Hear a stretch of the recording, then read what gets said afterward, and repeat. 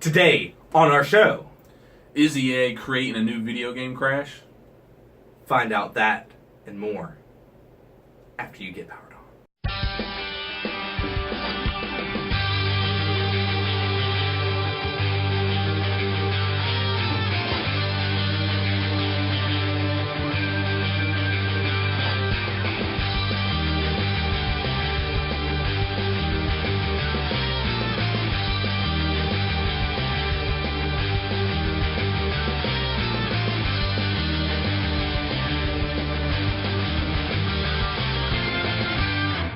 Welcome to Powr'd On! I am Mark Brown. I guess I'm Eric Weatherholtz, maybe? Well, it says your name right here, so... Oh, no. Eric Weatherholtz. I'm sorry. Not here. It says it here. Right here. Oh, it's in Yeah. I don't see it. Brad will put that in later. Jeff? Is I it thought Jeff? we fired Brad. Oh, yeah, we forget. God, I'm sorry. Fired Brad. Jeff. He heard that we don't pay him, and he was like, I'm out of here. Oh. So. Sorry. None of the interns are getting paid. None of our 35 interns are being paid. You didn't know we had 35? No. The only reason why I know that is because I had to claim them on my taxes. Oh, okay. No, that's fine. That's fine. Anyways, on today's episode, we episode number 3.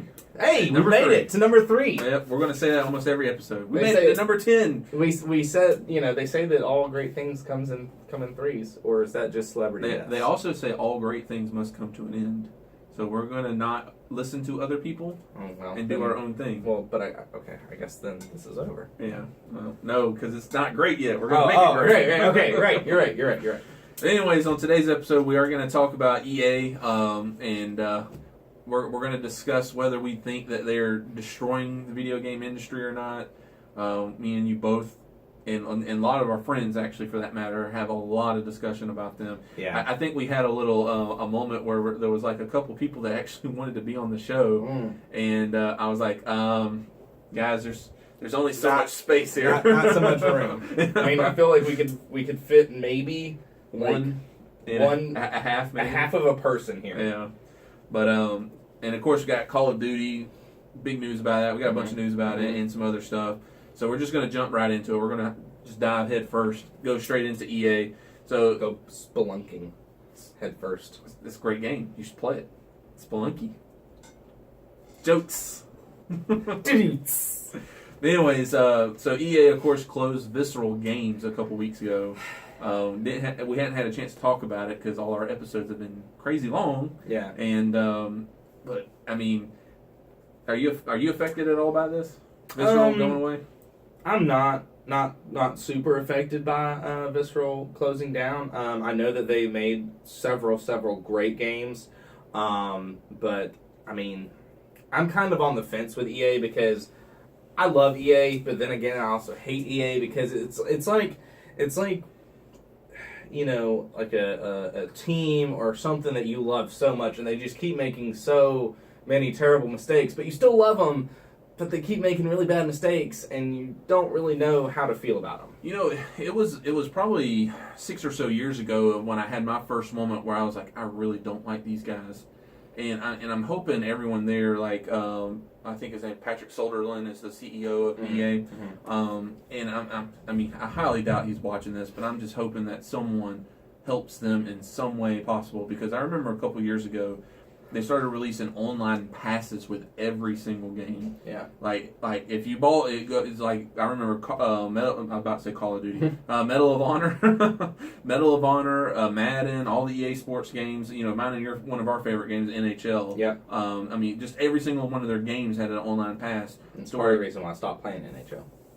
Well, I still play it, but yeah. But every one of them came with it, and the problem that I had with it is, someone else bought this game. I get that part. EA got no profit for it. But the problem that I had is the fact that person that originally bought the game is no longer on your server. Right. Like he's not there anymore. So that's a server spot that's now freed up because that person's not there anymore. And on top of that, person A, the original person that owned the game, apparently didn't like your game enough to keep it. Right. So, I mean, if we're going to go that route, which thankfully they did solve the issue, but if you're going to go that route, we need to have return policies on new games. We need to be able to return games.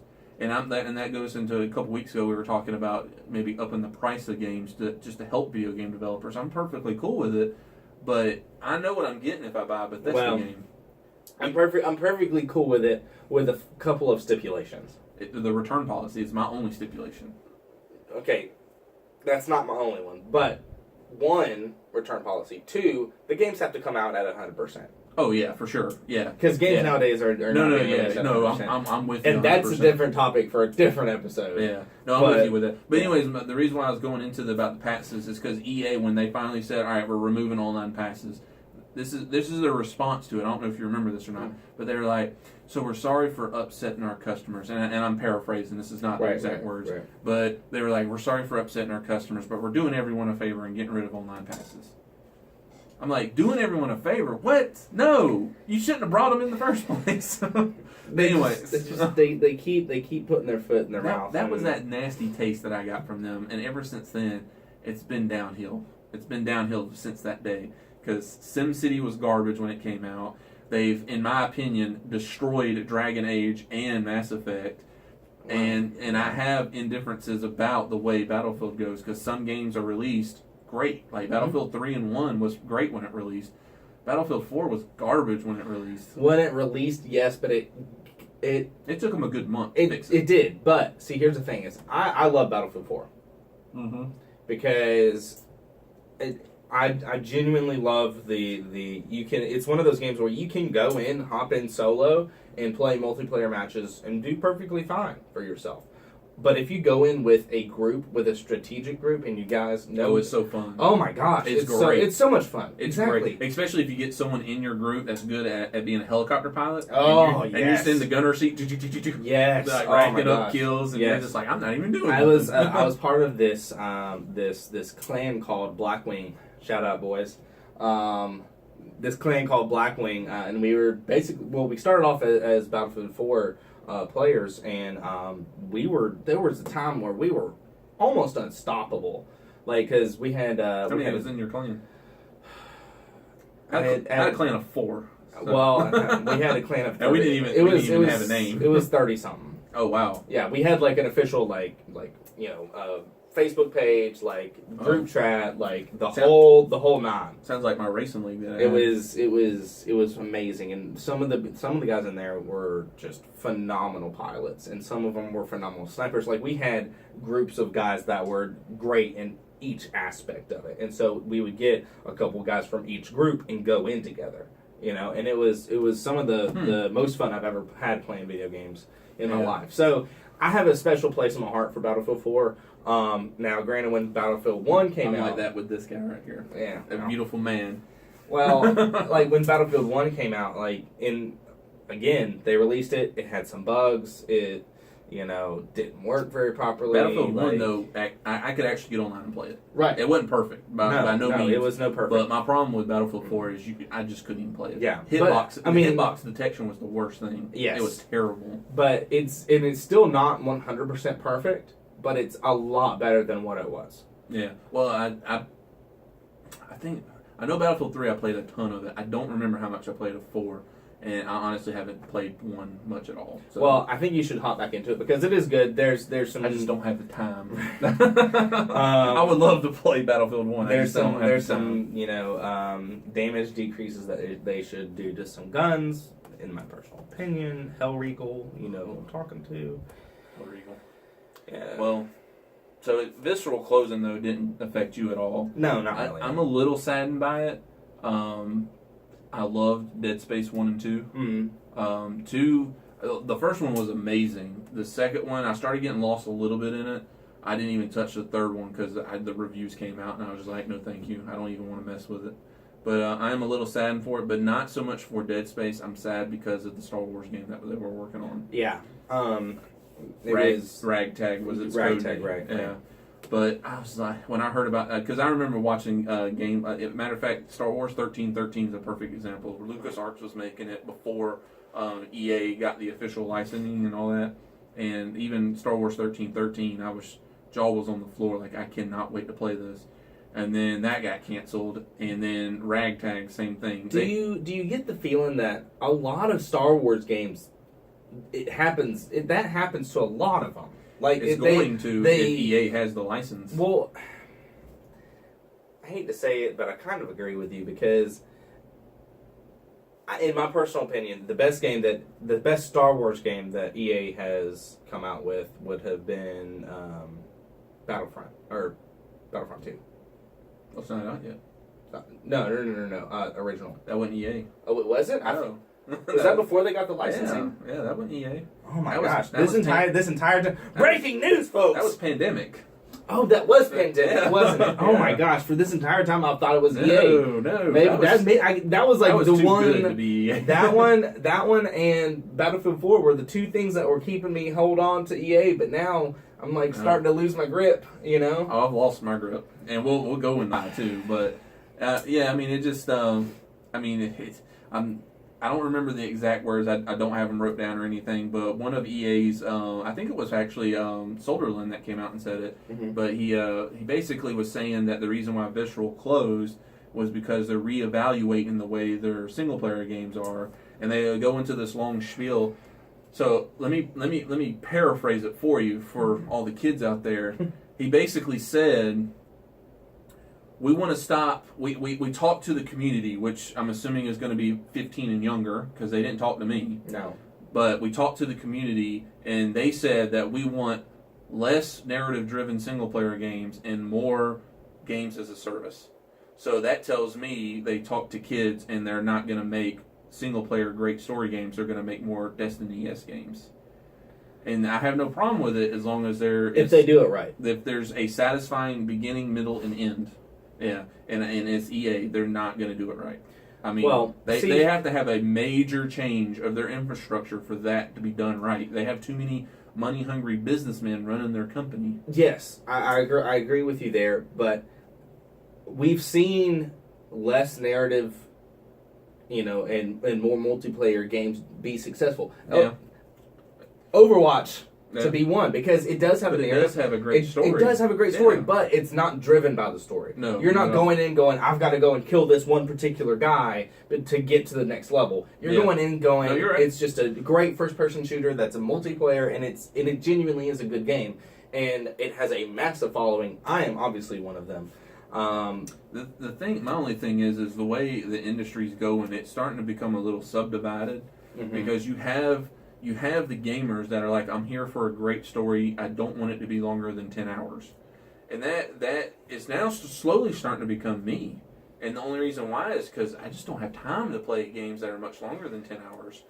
But there's also the gamers, because I used to be this one, that are like, I want a game I'm going to be able to put 200-300 hours into it plus. Yeah. That used to be me. I just don't have that time anymore. Right. And I think that's part of the reason why the major developers are going down that route, is because their job is to sell video games. Yeah. If they can sell you a video game that you can hop on, play an hour of, and get off, they're going to do it. Well, they're going to do it because they're going to sell that one game and then sell all the DLC under the same engine.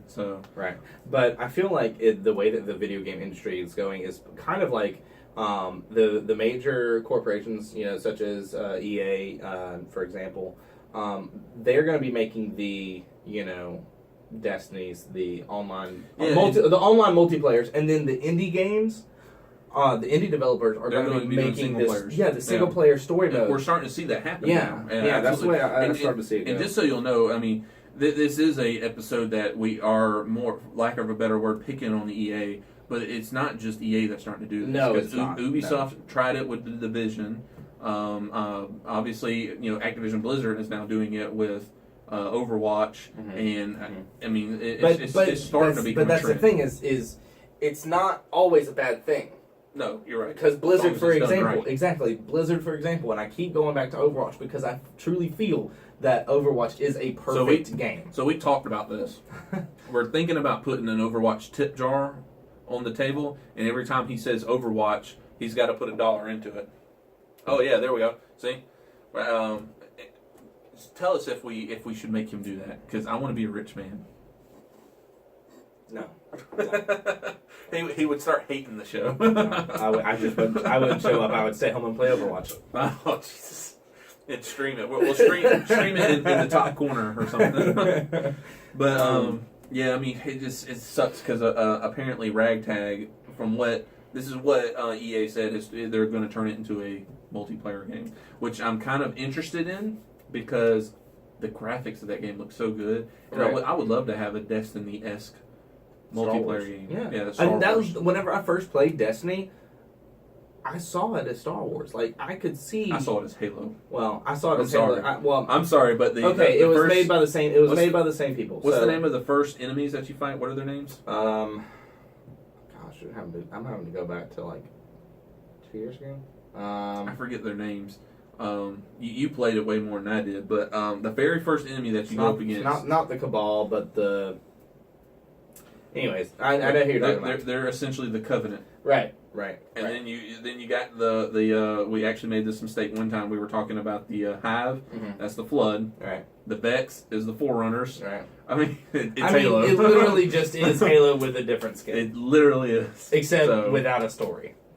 That was Destiny 1. That was Destiny 1. He admitted it. Destiny 2 had a great story. But you know what? Destiny's not made by EA, so let's get back on. The reason why I bring up those games is because perfect examples of two games that were extremely successful, but one was done right and then one was done wrong. The gunplay, as much as I hated Destiny, I put 200 or 300 hours into Destiny 1. Mm-hmm. Even though I hated every bit of it because I wanted some more gratification. And I played vanilla, but even before that, I mean, I don't know what they've changed since then. But I played it so early on that whenever you bought or got a blue item, it would turn into a green item when you got it encrypted. So this is like way before they started doing patches because I was just so angry at the game then. But anyways, and for those who don't know what he means by vanilla is before any DLC, any patches, first launch of the game, before they made any corrections, before anything whatsoever. So I just want to put that out there because I've noticed you referenced that a couple times, and I've heard some people go, "What does he mean?" I think the people that are watching this should know that. Yes, they should, but a lot of people don't. You'd be surprised. Well, the next thing I wanted to ask you about, and we kind of talked about this before we started recording, EA creating competition within itself. And the reason why I say this is because we already saw it last year with Titanfall 2 go off against Battlefield 1. Yeah. Titanfall 2's sales were atrocious. Yes. And it's a great game. Mm-hmm. It's everything that Titanfall 1 was, which was a lot of fun. Mm-hmm. Just it actually had a story, which is what I'm hoping Destiny 2 is, if I ever buy it. Well, if I ever buy it. But they're doing it again, though, because Anthem, the new game that BioWare is working on, it sounds like it's going to be the same thing as Ragtag. Here's the thing. I get why they do that. I feel like we're getting two 50% games. I want one 100% game. Yes, exactly. But I feel like the reason why they're doing that is because if they create competition from within themselves, then they profit from both. It doesn't matter. They don't have to have. They don't put one game out there and hope it does really well. My only problem with they put two, and so it's almost like the more you bet, the more you're. It's almost like what's that game at the casino where it's you put it on the red and the black. I don't gamble, so craps. Is that it? Or roulette, where you spin the wheel. Oh yeah. Okay, so but like the more places that you put, the more chances you have of winning. And I feel like that's what they're trying to do. But you're right, that is what they're trying to do. Right. But if you put $50 in all these different places and you either don't win at all or only one of them wins, I mean, but you're not going to be able to win on two. No, you're right. You're not. But pile up one spot. I get it, but I also get it what they're trying to do as well. What I don't understand is releasing two games that are so close together, like Titanfall and Battlefield. I think it was 2 or 3 weeks, if that. Yeah, I don't understand that. Maybe a couple months apart to get people through with the story of Titanfall and then get into Battlefield. I think what they were thinking with that is Titanfall is more of a little bit futuristic. More Halo kind of inspired, but then Battlefield was obviously World War I. So, but I mean, that's the only thing I could assume out of it. But I mean, I'm afraid of them doing the same thing because I don't know if you saw the trailer for Anthem at E3 this year. I did, and it looks gorgeous. God, it looks gorgeous. but Battlefront, Star Wars Battlefront looks gorgeous, but it sucks. I mean, we can hope Battlefront 2 is good. But which I've seen mixed reviews on Battlefront 2. They've changed the loot boxes. So yes, we don't know what it is. They have changed the loot boxes, which, from what I've heard, it is changed to. They've heard us, Eric. They've listened to the podcast and they've heard us. They obviously did. They've heard us because every Solderland, throw us a check. Look, all of the companies and all of the games that we mentioned in the microtransactions episode, they've all come out and said, "Okay, look, no, guys, it's nothing to increase, probability of winning. It's just skins." It's funny that you say that because it's hilarious. I didn't even think about this, but before that episode, I wasn't even considering buying Shadow of War. I wasn't even thinking about it. Mm-hmm. And then I've watched some gameplay of it, and I'm like, man, that game looks so fun. I want it. Yeah. So I am inching toward it. And then Destiny, I mean, you already got it, but I might grab it on sale or something on Black Friday. And then Battlefront, they changed it. So I would pick up Destiny 2 just strictly for the story. I'm probably if you don't even play the Crucible, if you don't even do anything else other than just a story, I thought the Crucible was the best part of the game because I knew what I was getting into when I went into it. Right. I knew what was going to happen. Once again, I played vanilla. The only problem I had is the top 5 guys on the team would get nothing, and then the guy that finished 5th would get like a legendary. Yeah. I'm like, yeah. What? Well, But anyways, I mean, I'm worried about EA. That's all it is. I mean, this episode is done just solely because we love gaming, and I mean, at the end of the day, I've bought so many EA games. I want them to succeed. I want them to do good. Yes. EA, follow suit. Listen to us. Don't lawsuit. No, not lawsuit. Follow suit. Listen to us. Please. We are the people buying your games, not 12-year-old kids. They're buying Call of Duty. We are buying your games. Yeah. But well, I also wanted to throw out this because this is something that I've had a very love-hate relationship with EA, and this is the reason why. Them buying major developers and then closing them down because they're lashing the whip and pushing games out. I want to know how many of these have you heard of? We know that you've heard of Pandemic. Yes, yes. I've ruined it for you. Yes, so. I thought it was EA, but apparently it wasn't. Well, it technically was after they purchased Pandemic. Right, I thought that they had purchased them before. You know what? Actually, now that I think about it, I don't know who published the first Battlefront, but I think EA might have published the second one. I think it was already in the works, so they had nothing to do with it. Was so good. Both of them were great. Well, both of them were great, but I love 2 more than anything. But, I mean, just throw a couple of them that are near and dear to me. Maxis, which is the creators of SimCity and The Sims. Mm-hmm. Pandemic, of course, with Battlefront. And they actually did Mercenaries. I don't know if you remember. Oh, yeah. They did Mercenaries, too. Black Box, EA, they changed the name to EA Black Box. They used to do the Need for Speed games. And when they were good, right? And then actually a company that's near and dear to my heart, Slightly Mad Studios, which does Project Cars and Project Cars 2 now. I love Project Cars 2. It's an incredible game, but they actually picked up the Need for Speed license after they closed Black Box. So, but Slightly Mad is still in business. So, gotcha. They're just not owned by EA no more. Danger Close, of course, Medal of Honor team. That's the Medal of Honor team, and then Westwood that did the Command and Conquer games. I mean, which I feel like this is a tiny bit of them. This is just the big ones. I feel like how many is that? It's 1, 2, 3, 4, 5. Yeah, that's the big ones. Right. I saw the list, Mark. There was a list of 20, but this is just the 5 big ones that I'm like, I know who that is. I mean, they also did. I get buying up the competition. I don't understand why they close. Because they're not making good games, but it's because they're lashing that whip. That's what it is. Maxis, a perfect example. Maxis and Westwood, for that matter. Maxis and Westwood. Those are very near and dear to my heart. I've bought every single SimCity and every single Command and Conquer up until EA. You could tell they were lashing that whip because the last SimCity that came out was garbage because the DRM policies on it. You couldn't even play it for like a week or 2. I don't even remember how long it was. A single player only game. This game has never had multiplayer. And then they're like, we're going to add in online features just so we know you bought it legally. The same thing with Diablo when it came out. Diablo 3. And then Westwood, of course, with Command and Conquer. All the Command and Conquers were great up until Command and Conquer 4. I mean, part of me is see, I always try and look for the good in situations. I always do.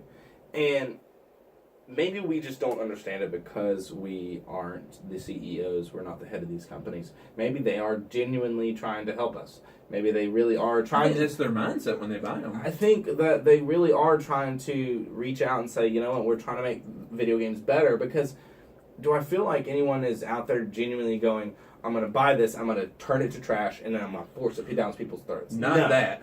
But I do believe there is some sense in EA buying a company solely so they can have the intellectual property and then getting rid of the company. I do see that happening. I don't think they will do it on purpose in the sense of we're just going to shove games down someone's throat, but I do see them buying it, doing it as in a sense of, like, perfect examples, The Sims. Mm-hmm. They buy Maxis, they put out one crappy game, they shut down the company, and now EA owns all of the Sims stuff. I mean, to me, that makes sense because The Sims, the game The Sims, not SimCity, but The Sims, is a money maker on its own. I mean, you put that out. That is a game that not only me and you would play, my wife will play that game. My mom will play that game. I mean, it's crazy how big The Sims is. So I was never really into Sims. I never was either. I never got into it. I dabbled, but I wasn't. I played the second and maybe the third, but I played it for maybe 5 minutes, and I'm lost. I think I got my guy naked one time and just to laugh, and then I was done. Yeah, but I just, I was more into shooting Once the kitchen was burning down and the toilet and the bathroom was dirty, and I was like, this is too much. I got to do this stuff in real life. I got to keep tracking this stuff in real life. What makes you think I want to do it on the computer? Yeah, no. Exactly. Let's see. So, other good developers, this is controversial now. Mm-hmm. So, this is very controversial before you say that. Yes. Well, it's my opinion. I put this on here. Mark did not. I did not. And I feel like these developers are just going through a rough patch. I don't feel like they're being killed off. I don't feel like they're killing the video game industry like Eric believes. These companies are DICE, BioWare, and Criterion. Criterion is not doing anything. Well, I don't know what the Criterion's doing, but they're not working on another Burnout game, which is what they're known for. No. Why don't you put them on Need for Speed? Or get rid of Need for Speed and make Burnout. I don't care. Criterion needs to be making a arcade racing game. I mean, they were so good. I can't speak on Criterion because the only games I really played were like every Burnout. Like, I played a little bit of Burnout. I was mainly like a Need for Speed guy, but look, I only played one or two of the Need for Speeds. I played the hardcore simulation racing games. You know that. iRacing, Project Cars. I mean, even Forza and Gran Turismo is too arcade for me. So that's just me. But it is fun just to kick back, not have to have a wheel and pedals, and just wreck and burn out. And that's why I loved it. And, Need for Speed, of course, was popular during the whole Fast and the Furious craze. But I'm over and done with that now. Need for Speed, they got to do something with it. Because even Payback has got terrible reviews already. Yeah. So, but what the hell is Criterion doing right now? Sitting on their hands. Maybe we're just waiting to be closed down by EA. It's just like what freaking Microsoft did for with Rare for the longest time. Yeah. Like what in the? And then they came out with Rare Replay, which didn't sell. But they are working on Sea of Thieves, which I cannot wait. That gets me a little excited. Yeah, I cannot. They've been working on that for a few years now. So, but DICE and BioWare, I put DICE on here because of me. No, because I love Battlefield. No. Why? I put DICE on here because Battlefront 1 and the launch of Battlefield 4. That's why I put them on here. Because I love DICE. I played 1942. I played 2. I played 3. Bad Company 1 and 2. 2142, even though it wasn't that great, but I still played it. I've played them all. Literally played every single battle. Even Hardline, the one that they had nothing to do. Actually, it was actually Visceral that made Hardline. See, okay, I understand why you had Visceral make Hardline because DICE was making 4. Well, was it no, 4 came before. It was 1. Yeah, Battlefield 1. Or Battlefront. Battlefield Front, whatever. It's one of the ones. Okay. I understand why you had Visceral make the game because you wanted to have something out there. But you had DICE working on a game that wasn't going to be coming out for at least another year and a half. Let them go over Visceral's work. Make sure that it's a good game that you would want. Yes. You know what I'm saying? At least let them, like, review it.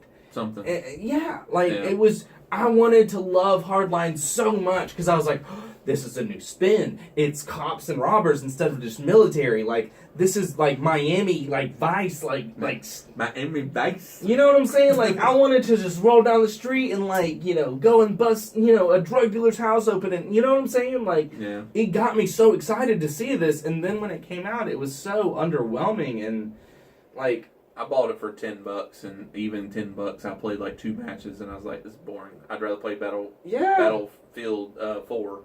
So it was so disappointing, and I was so upset because I refuse to get extremely excited about video games anymore because they've just started to let me down over and over and over again. Except for The Legend of Zelda and Overwatch, and they've only had one. They only need to have one. Well, they haven't let you down because it's only been one.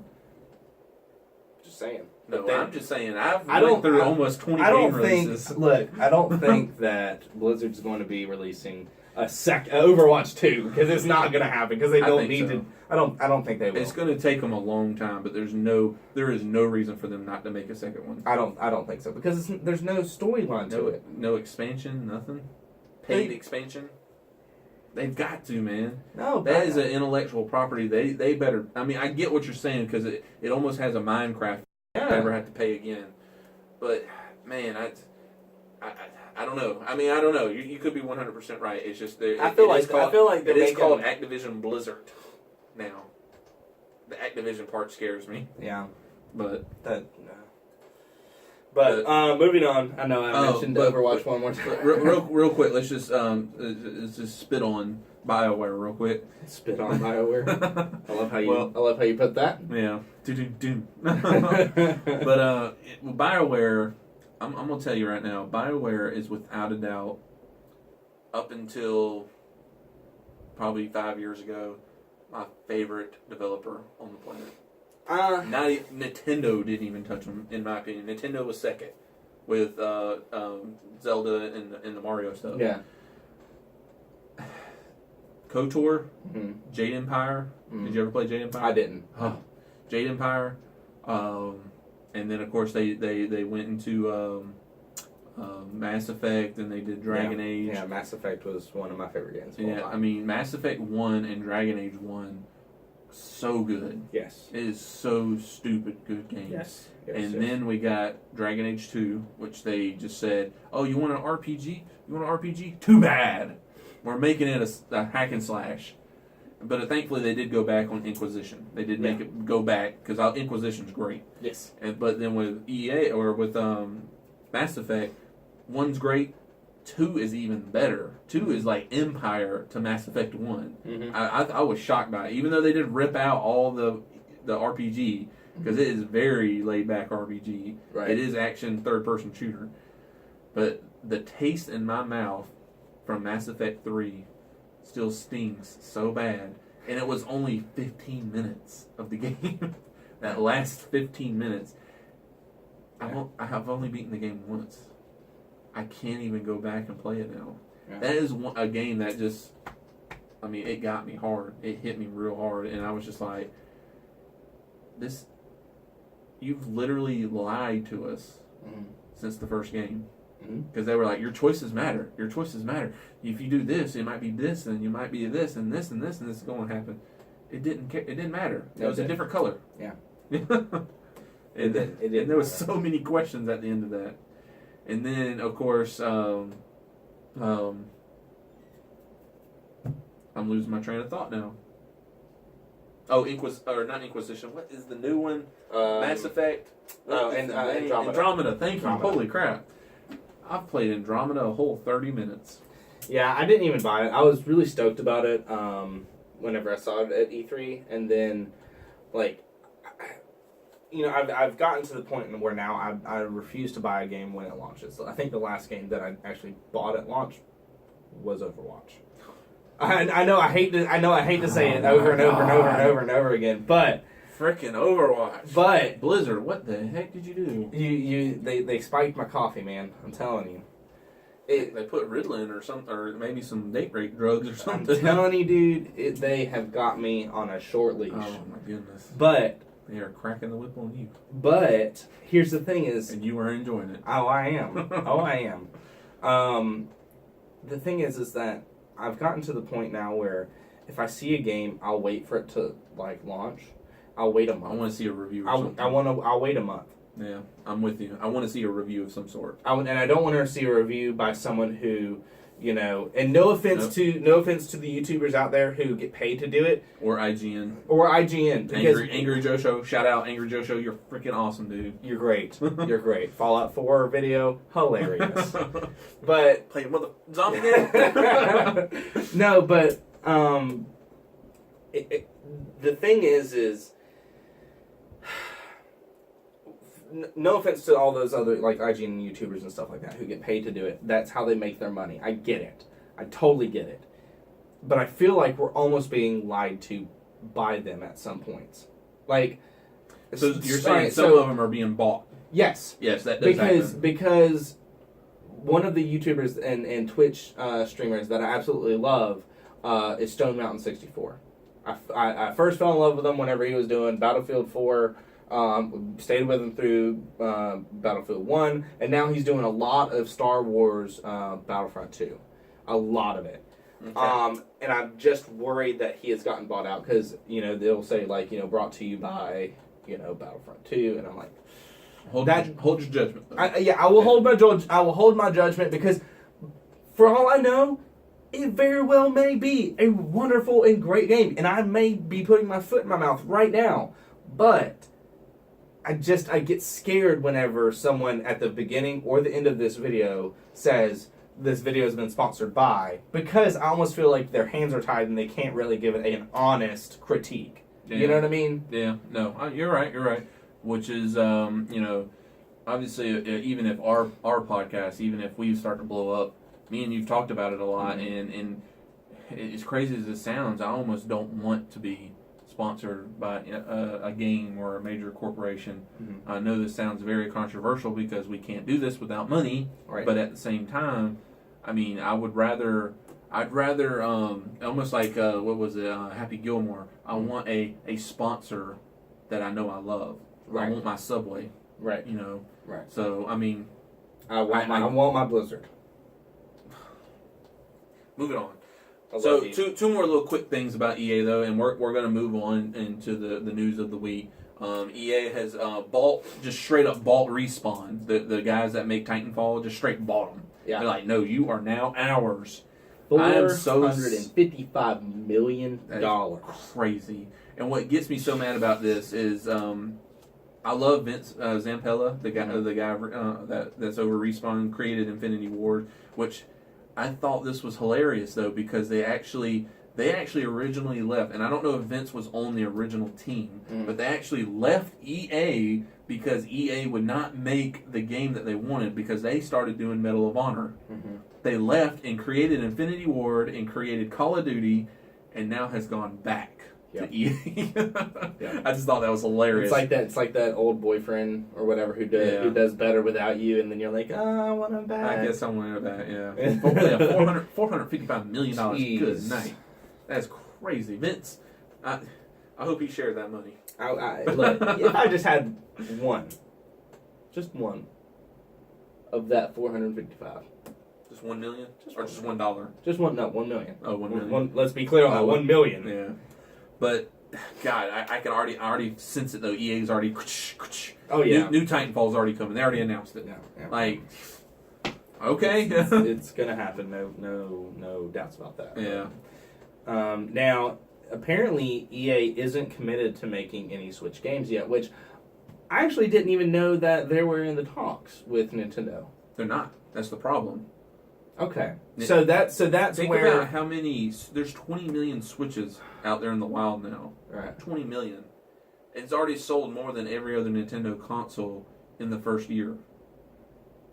Why are people not supporting this now? I think personally part of the reason is Nintendo keeps everything very close, very in-house. Where Sony and Microsoft both are like, let's go to different developers, let's get these games going, blah blah blah blah blah blah blah blah. That's not effective. Why can't they bring Madden over to it? They brought FIFA. That's the only game they brought so far is FIFA. I know, but I don't understand why Nintendo keeps everything so close to the chest. Why does Disney do it? I mean, see, here's the thing: is Disney is at the top of their game. They rule the world right now. Nintendo does not. Yes, they do. They don't. They're coming up on it, but they don't rule the world. Yeah, okay, you're right. They're rule coming the up world. On it. No. But when it comes to intellectual properties, I'm sorry. If you take Mario and put Zelda, oh my gosh, you know what I'm thinking about already. If you take Mario and you put him right next to Master Chief and you put him right next to pick any mascot from PlayStation, pick one right now.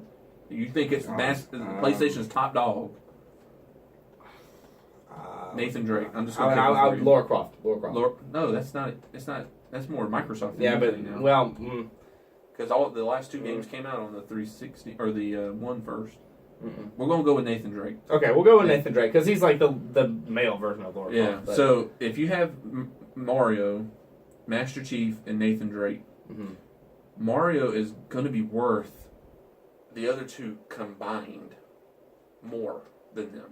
I'm sorry, that's fact. I think that mainly what they have up, like the leg that they have up on Sony and Microsoft is one that the properties. Well, not necessarily properties, because here's the thing: if you take the original Mario games, yes, they were classics, but I think people mainly look at Mario in nostalgic light. They don't look at it as gameplay. You are someone that don't play Nintendo games now, though. I am. I am not someone who plays Nintendo games. I'm sorry. I'm sorry.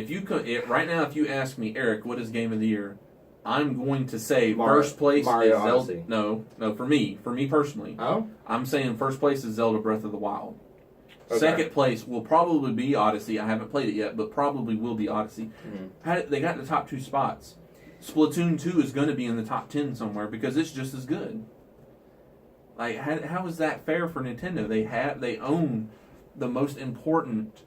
I mean, properties. I guess that's true, but also to that same effect, things are being more open about it.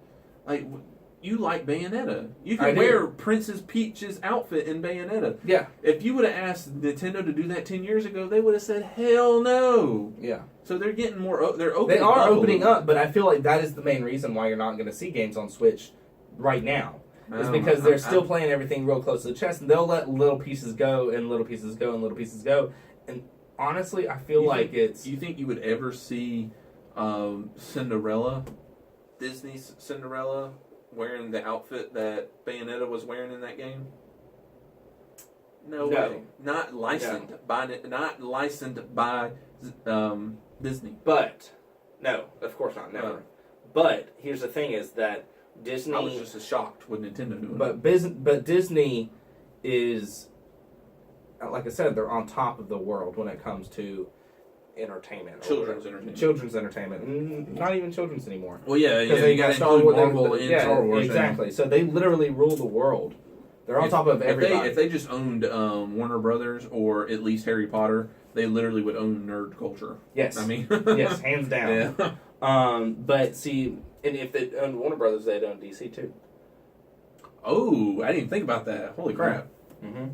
So they literally would own the world if they owned Warner Brothers. I forgot all about that. Yeah, sure would. Now, I think that's the problem with Nintendo is that, yes, Disney and Nintendo both hold everything close to the chest, but I feel like Disney, they're not letting things go here and there. They are keeping things close to the chest because they have that principle. They are firm on what they believe in, and they will not release anything that is not what they believe in. But they know how to market, and they know how to create things that... They create 100% games. Yeah, well... I'm sorry. Breath of the Wild... I'm not talking about Nintendo. I'm talking about Disney. They release... they release what people want. Yeah. They have this knack for knowing what people want before the people actually know what they want. Nintendo. That's until they disappoint me with Star Wars. I haven't. Oh, they released that. I don't know if you heard this real quick. Just cut the presses for a second. I forgot to even mention this, and I hope you've heard this. Disney announced last night, I think, that they are making a Star Wars TV series, live action TV series. Hang on, what? Wait, hang on, what? Yeah. What is it going to be? Hang on. Whoa. They haven't announced nothing yet. They just said we're working on a live action TV series for Star Wars. Oh, that makes me kind of excited. Yeah. Anyways, I just had to throw that out there. But okay, you just got me all thrown off guard. So Nintendo, yes, they released 100% completed games, which is part of the reason why Nintendo is staying afloat. Because whenever the Xbox One and the PS4 came out, Nintendo was sinking, and they were sinking quick. But the problem with that, though, was the marketing of the console, not of the games. And I get it, I do. Because but the game is only as good as the console. Because if you the console was great, it was the marketing. I don't think so. I do. I don't. The only issue that I had about the Wii U is that I had to hold a giant pad. But you got. But also the Wii before it was terrible. You were crazy. No, the only thing that was console right after the PlayStation 1. Yes, and only because people were like, "This is new, this is innovative, we haven't heard of this before." Blah blah blah, and they bought it all up, and then they realized this is crap. And then I have to disagree with you on that. Now I will say the only good games that were on Wii were the Wii games. Like the Wii bowling and the Wii boxing, and those are the only games I enjoyed to play because I've played multiple games on them, and they're like because you have a short attention span. No, I'm kidding. No, but listen, I understand that the Nintendo games have a very short staying power. I get that. I think the two that keep their staying power for sure is Smash and Mario Kart. Absolutely, yes. But I do get that. But I'm sorry, I can't agree with you that the Wii or the Wii U was failures. I do in a sense. The Wii U was in a sense of making money. Yeah. I do get that, but dude, if I pull up online right now, the best Wii U games, I promise you, there's 20 of them that I want to play right now. I haven't even got around to them all. Like Donkey Kong Tropical Freeze, one of the hardest games that they've ever made. Yoshi's Woolly World looks incredible. Yeah. It looks beautiful. Yeah. And of course you got they just went crazy with Zelda games. You know, they threw out the Breath of the Wild. Thankfully got its release on there. I was worried there for a while on that one. But then you had Wind Waker HD. You had Twilight Princess HD. I agree with you. I agree with you whenever you say that Nintendo releases 100% completed games. 100% agree with you there. But Splatoon. Yes, but I also feel like it's almost like I'm trying to think of like an analogy. I think that we made the analogy. What was it? The first episode is like old man Nintendo. Like he's your grandpa. You love him. You still want to keep him around. And if you were to ever lose him, you would be heartbroken. I think it was just the marketing for the Wii U. But I feel like they're not keeping up. Here's my thing the issue that I had with the Wii U is I did work at a video game retailer at the time whenever the Wii U came out, and I can't tell you how many times I had parents and even kids come in and say, "Wii U? What is that? Is it just a new controller for the Wii?" That was the problem with the Wii U. Yeah, They didn't do a whole lot of advertising in the U.S. But they advertised the crap out of the original Wii. I remember those commercials of the two Asian guys. They would be like, "We would like to play." I remember great commercials. I remember that. Yeah, that was part of the reason why I bought a Wii. But here's the thing: which now you can go on eBay or you can go on Craigslist or you can go on any website and find a Wii for $3. A system. $20. No. $20. No. $20. I own 3 of them. So. I'm telling you. Anyways, we can agree to disagree with it. That's okay. Hey, you Nintendo fans, I got you. Just come watch my Let's Plays. Blizzard fans. Well, I mean, I like Blizzard though. I like Nintendo. Diablo 3 is in my top 10. I like Nintendo. I just don't. Sometimes I just don't think that they are winning as much as you think that they are. That's all. All right, so to just run into our news of the week, we're going to rapid fire this because our episodes are a little lengthy. Yeah, we've been told that they've been a little too long-winded. But we could talk for hours. Yeah, we're literally, as you can see from our past episodes. Yeah. So, but Call of Duty World War II got a lot of quick news on that. Sledgehammer came out and said that they wanted to make Advanced Warfare 2. I'm glad that they didn't. Me too. That's exactly what I was thinking. Like, I'm no offense, Sledgehammer, but I mean, I own Advanced Warfare. I said Modern Warfare first time. You did. Advanced Warfare is what I meant. Advanced Warfare though, it wasn't that great. So, but World War II has made $500 million in the first weekend. Crazy for one game to make. Yeah, it's just ridiculous. It has major server issues over the weekend. Yes. Well, see, here's the thing: is and mediocre reviews. People are saying it's average. Well, see, here's the thing though: is that people are expecting those 100% completed games whenever they launch, and they're not getting them. And that's why they're getting mediocre reviews. How many Call of Duty games server worked? None. I don't think any of them. Yeah, I don't think any of them. On day one. But see, here's the thing: is that people are getting so upset because it's a mediocre game. I guarantee you, if you give this game a month, 2 months, 3 months tops, especially if people the story was not that great. Really? Yeah. See, I've heard really mixed reviews. I've heard people that say that they absolutely love the game. So, we all know Call of Duty fans are the best, anyways. So, no offense if you're a Call of Duty fan, but some of your if you didn't pick up on that, he had heavy sarcasm. Yes, extreme sarcasm.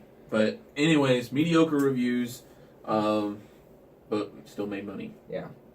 So mostly Call of Duty fans are just 12-year-olds in their mom's basement. So it's getting to be that way. Yeah. And then the Nintendo Switch, they finally have an app that they don't have Netflix yet, which is weird. No YouTube, no yet Netflix, but they got Hulu finally. I love Hulu though. I'm a huge fan of Hulu. I'm not bashing on Hulu. I'm just kind of like what? Like it doesn't make sense. I own Hulu Plus. I have it commercial free at that. I got Netflix. I still got it for $8 or whatever because I've had it for so long, and I have YouTube Red. So now this does raise the question: because the Switch you can take anywhere. Mm-hmm. Are you able to watch Hulu anywhere? Yeah, it's Wi-Fi. Okay. No, I mean because in the commercials you saw people like playing games in the car and blah blah blah blah blah. Yeah, no, there's no wireless service that Nintendo provides. Okay, that's what I was wondering. You can hotspot it off your phone and stuff. Okay, all right, that makes sense. Yeah. But yeah, really it makes sense that they didn't already have it. That's what I was thinking. There's no virtual console. That's the only problem that I have about the Switch thus far. Amazing idea, a great idea for a console. It's selling like hotcakes. Yeah. But imagine what else it could do if you just had all the right streaming services you're supposed to have. You literally wouldn't need a TV at home. Yeah. So, but anyways, I'll let you take the next one. Witcher. Sad news. A little bit of sad news. There's some good news too. Yeah. Yes. A little bit of sad news is that there is no Witcher 4 in the works, but there is something that is coming. Which tells me no troll. Yes. That's all it tells me. Unpatched Witcher 3 with 60 frames per second, which makes me really excited, is coming. It is. Oh, it is. It's already here. Listen to how this works now, because I read the article. Mm-hmm. So, CD Projekt Red. Sorry, forgot their name for a second. CD Projekt Red has not released any patches. They're not doing anything. Right. Nothing for a Xbox One X upgrade. They're not doing nothing. Okay. But yet you put your Witcher 3 in an Xbox One X, instantly boost the frame rate to 60 frames. The console is doing the work for you. I'm excited for that. That is great. That is great. Yes, that is great. That is wonderful. Means the developers don't have to do nothing. That is amazing. That's mind-blowing. But it also worries me about the Xbox One X is how is the machine able to do that? And why wasn't the Xbox One original able to do that? Because it didn't even have 4K. I don't know. Maybe you gotta. That's a complicated question. It is a complicated question, but the answer to your question is there's not the hardware is just not in an original Xbox One. I get that, but what I feel like the graphics card, the processor. But I feel like if I don't know. Maybe I just don't know enough about the Xbox One X. It's okay. You're learning. Whatever. Shut up. But yeah, I think that's pretty cool. And as for the Witcher 4 news, no, they're not going to release a actual title that says Witcher 4, whatever subtitle.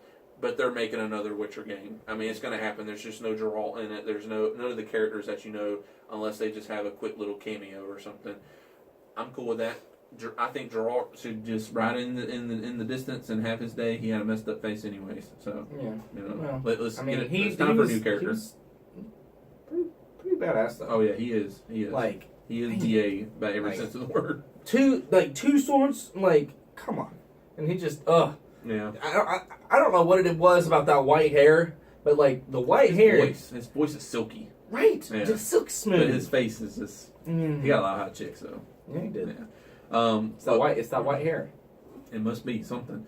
Warner Brothers have come out and said that they are creating a new division, a new label called Portkey Games.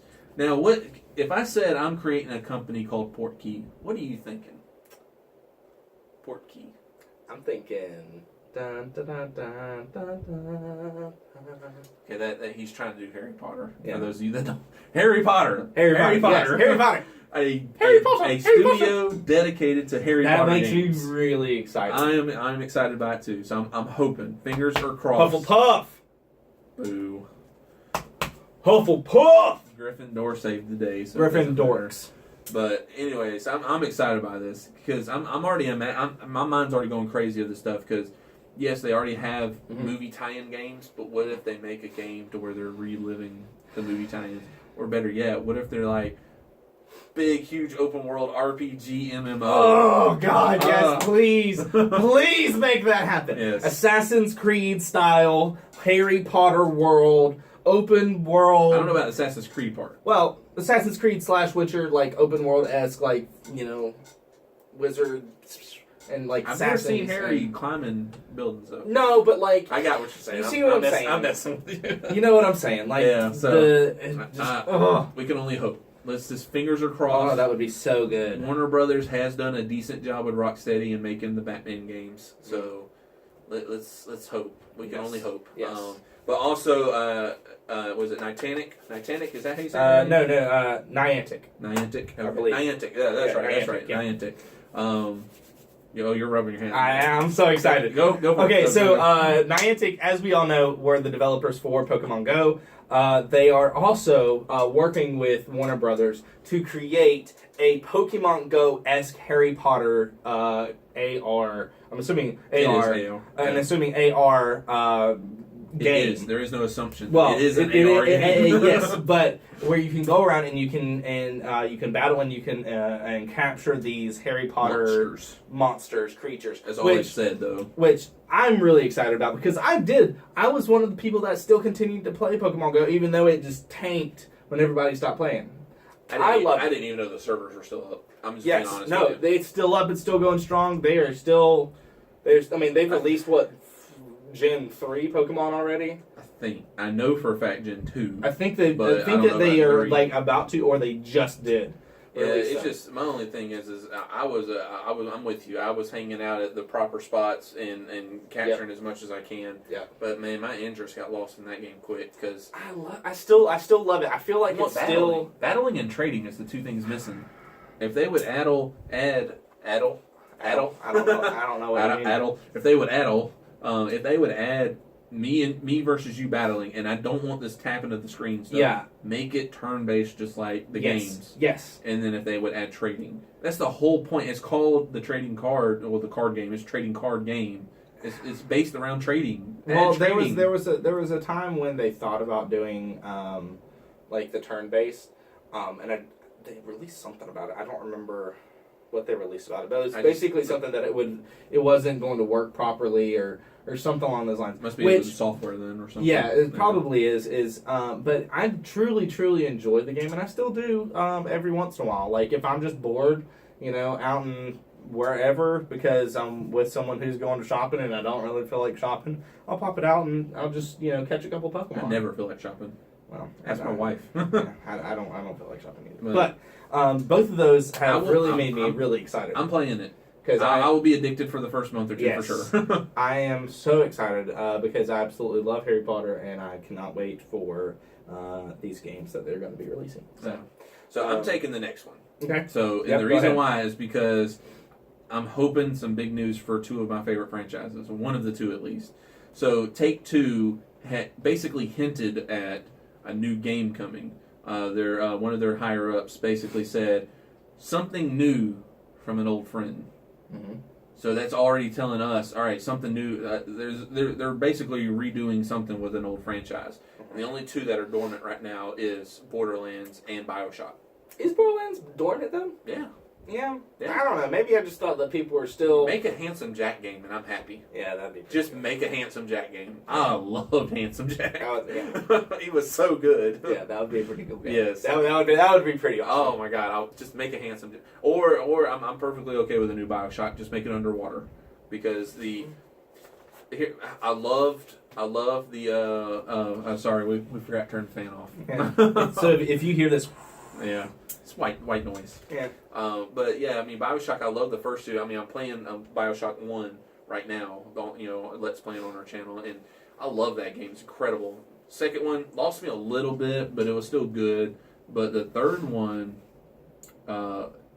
his story was incredible. Yeah. But I was getting a little staled out on the gameplay. Yeah, I just... Yeah. So we're going to go through this week in gaming history. Are you ready for this? I'm hoping. Ready for this? Because this week it's my turn. So I hope he doesn't disappoint me. Starting from the newest, it's 2 years old this week. Okay. Can you get any guesses? There's two games. 2 years old. 2 years old. So 2015. Halo something. I don't know. Nope. Halo 5, nope. Guardians. No. Call of Duty Black Ops 3 and Fallout 4. Played one, didn't touch the other one. Yeah. That's 2 years old today. 5 years ago. I'm sorry, not today. This week. 5 years ago this week. A game that should be pretty dear to your heart, or at least the franchise is. Okay. Fall the game. Fall. No. Fall Rise of Man. Halo 4. Okay. Yeah. The franchise. The first three were amazing. 4 is when they started losing me. Yeah. And then 5. Just continue. Just continue. Continue. Okay. So 6 years ago, we got Call of Duty Modern Warfare 3 and Elder Scrolls 5 Skyrim. So Modern Warfare 3 was the first one that I even sat back, was like, all right, Activision, y'all are losing me now. Yeah. That was the one where I'm like, y'all are losing me. Yeah.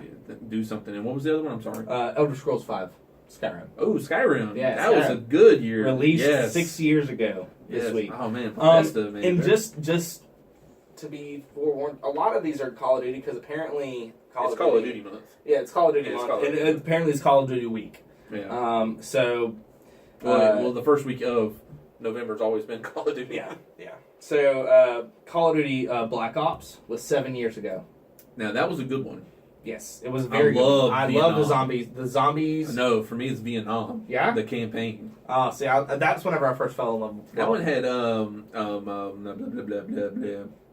Kennedy in it, right? And Khrushchev. Yeah, I believe so. Yeah. The zombies was really good on that one. Yeah, it was very good. Yeah. Very good. Nikita Khrushchev. Now, 2008.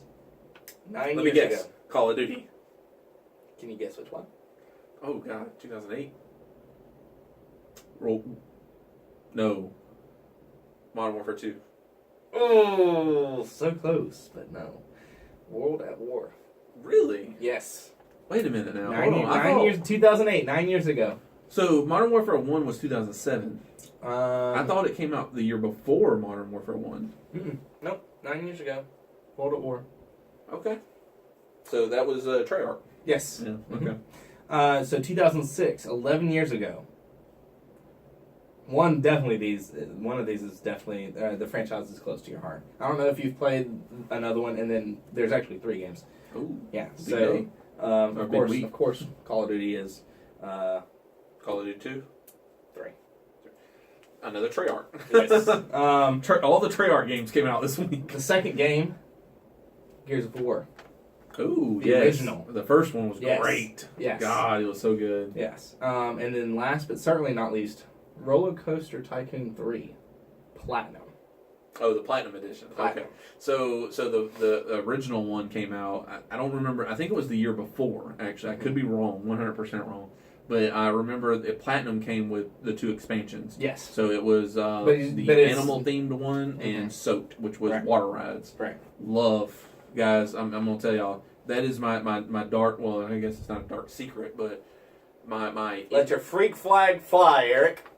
mine is Roller Coaster Tycoon. I love that is a game that I've literally sat down and played 8 in the morning. Next thing I know, it's 8 at night, and I'm like, crap, I didn't do nothing today. Okay, so 2005, 12 years ago. 12 years. It does not seem like it's been that long. 12 years ago. A game that is absolutely near and dear to my heart. Tell me the system. Xbox 360 and PlayStation 3 or 2. PlayStation 2. Yeah, I was gonna say 3. It wasn't out yet.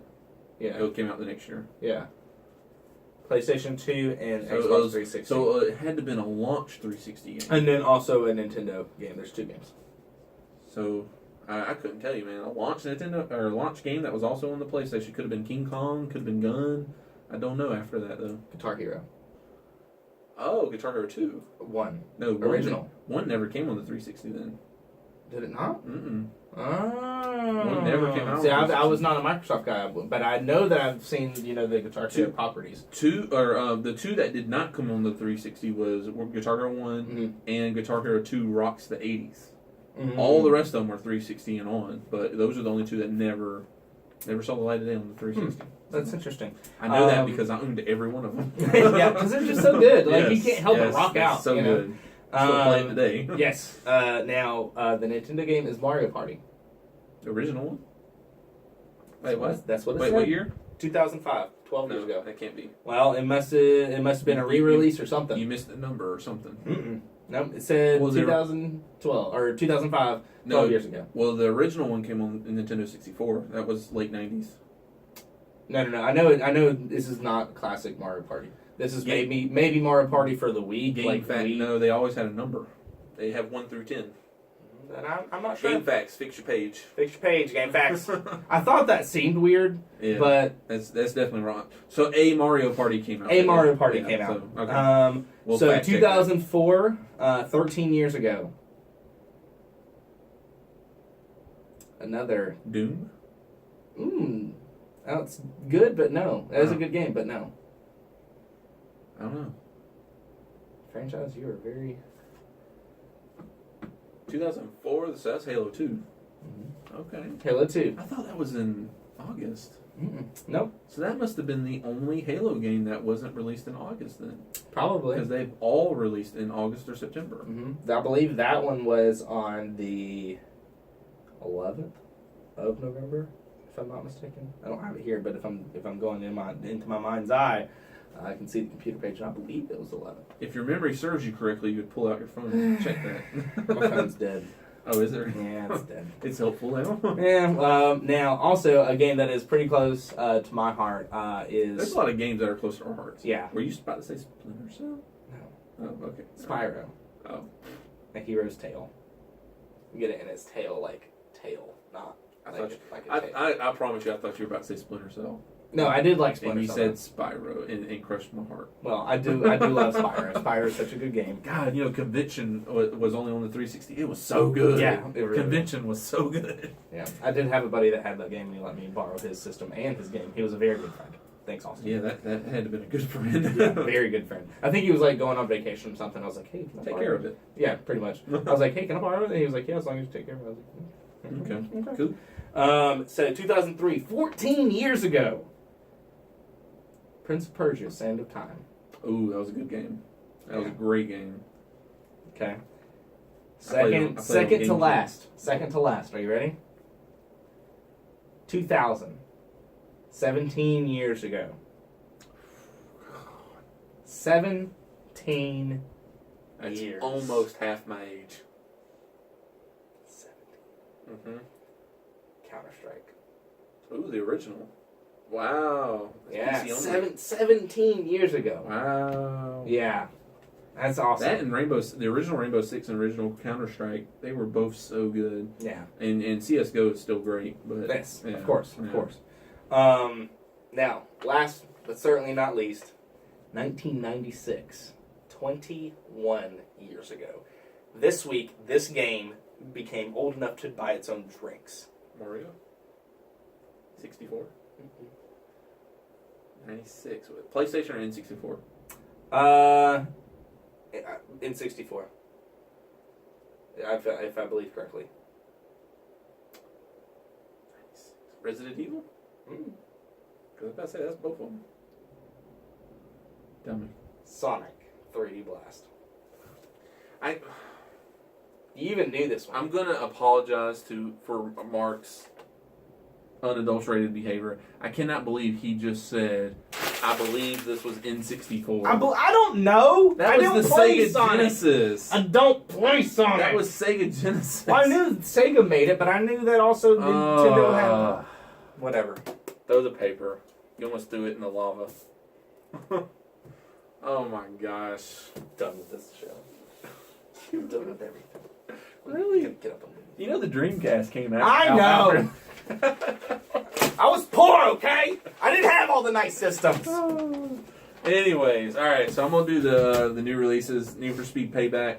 Rapid fire, let's go. It's got a 68 right now through the critics. Ooh. 6.1 the users. Apparently the users agree with the critics.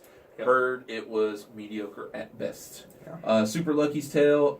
God, this one disappointed me because I thought this was going to be a quasi Banjo-Kazooie almost feeling kind of game, and it's critics got it at 64. Users a little bit higher at 7.2. I think they're being lenient on it because even IGN's Ryan McCaffrey rated it pretty low. He is a very generous reviewer in my opinion. So now this next one, like I said, give it a few months. Give it a few months. this is updated. Yes. That's the reason why, because we already said this one last week. Yes. So, Call of Duty World War II. Critics are at 80. Users are at 4. So, but the reason why is because, one... I feel like this is because of Call the of Duty. servers. No, that is a huge... That's probably 50%, if not more. But it's also Call of Duty fans. Yeah. That's the way they are. So, Yeah. just like Destiny fans. Anyway, Spin Tires, Mud Runner. You probably don't know anything about this game, do you? Nope. I love this game. I have it on. I don't do racing games. It's not a racing game. Or car games. It's a truck racing, a Okay. truck driving game. Basically, With a title like Spin Tires. the whole point of the game is you're given these lands and you have to deliver logs from point A to point B. Mm-hmm. But the entire landscape is just swampy mud. It's just mud everywhere. You got winches on your truck and you have to winch yourself out. Crazy good fun. I have it on the PC. We should try it.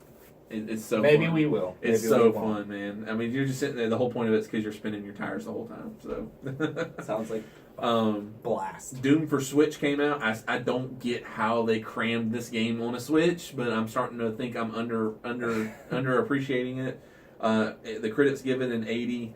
IGN said it runs just as smooth. Obviously, the frame rate's a little lower, Right. but no user rating yet because it technically doesn't come out till Tuesday. Right. So, and then Sonic Forces.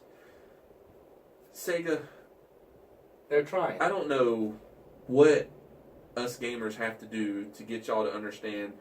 Keep Sonic out of 3D games. Why are y'all still putting him in 3D games? Make the 2D games.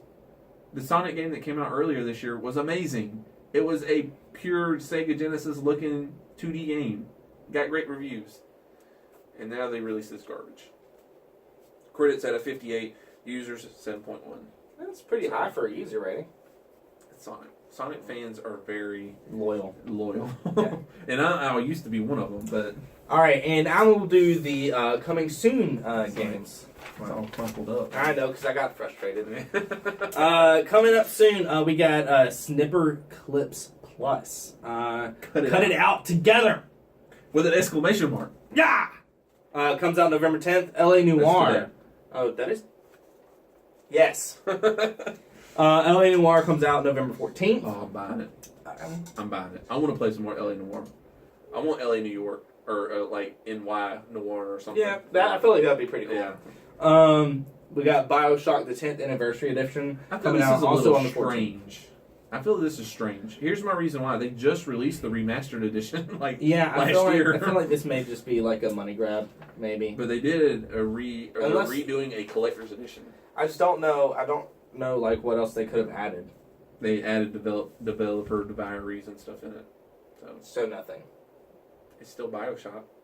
And you get an awesome collector's edition that may or may not be sitting here next week. Probably won't be. Demon Gaze 2 coming also out on the 14th. And then last but not least, maybe least. Star Wars Battlefront 2, November 17th. I really hope this game is good. I really, really hope that, I just put my foot in my mouth and all of the YouTubers that say that it's great, I hope it really is great. But I just don't have. I played the beta. It was fun. Yeah, but once you reach that certain level. And I heard that the campaign, I heard that the campaign is so good to the point that you believe it belongs in the Star Wars universe. I'm sold on that already. Yeah, I'm not picking it up just for the campaign. Them loot boxes, they got you. just fix them. Yeah. It's almost fix them. Which apparently they have. Yeah. Apparently they have. Well, we don't know yet. They haven't said nothing yet. No, but I mean they've been kind of danced around. But yeah. But anyways, what are you doing right now? What games are you playing? Right now, I've been working on trying to get some video game capture stuff for Assassin's Creed Origins. Help me out a little bit. Yeah, I know Eric's been putting up a whole lot of gaming stuff, and he's been really carrying the weight, and I really do want to tell you I really appreciate it. I've been having some technical issues with that. Okay, and take that back. I've been having some technical issues with my computer and that sort of stuff. So I feel like I've got that fixed now. So hopefully you guys will be seeing some videos in the next couple weeks or so. So any ideas on the game yet? Have you? Yeah, Assassin's Creed Origin. I'm still gonna do like an introductory one on that. And then I think I might actually pick up Wolfenstein New Colossus and do some introductory games with those as well. I think I'll go back. Have you seen the gameplay on a PC for that? I have not. I've heard it's gorgeous. Oh, but it's God. gorgeous. It's gorgeous just on the consoles themselves. Yeah, so 4K, I can only imagine 4K on a PC. Oh, I can only imagine. Jesus Christ. But, right now, I'm actually, of course, y'all already know about the Let's Play I have of BioShock and KOTOR, two of my favorite games of all time. That's going to keep going until we beat the game. I am thinking about putting in a passion of mine into the channel. I am a huge fan of racing games. I'm just trying to get some feelers out on that. I'm thinking I'm going to do a Let's Play of Project Cars 2. Love that game. It's incredible. It's very hard to commentate on it. So I'm just going to pre-warn you on that because that game requires concentration.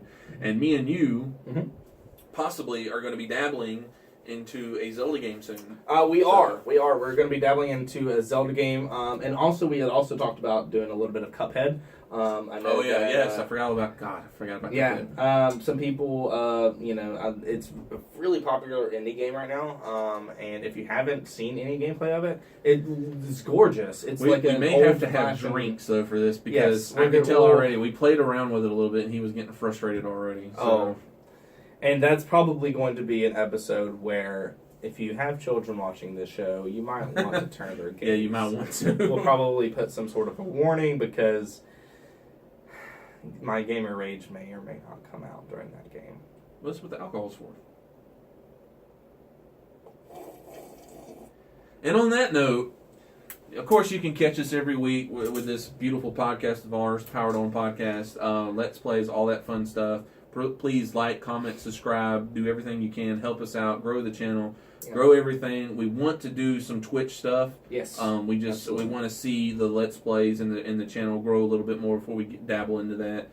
And of course, we're on Facebook, Twitter, all that fun stuff. Please help us out. We are under Powr'd On all platforms. Correct? Powr'd On everything. Yep, Yeah, across everything. It's not Powr'd On Podcast. It's just Powr'd On. POWR''D. So. But for today's episode number 3, I was Eric Weatherholtz. I'm still Mark Brown. And you've now been powered off.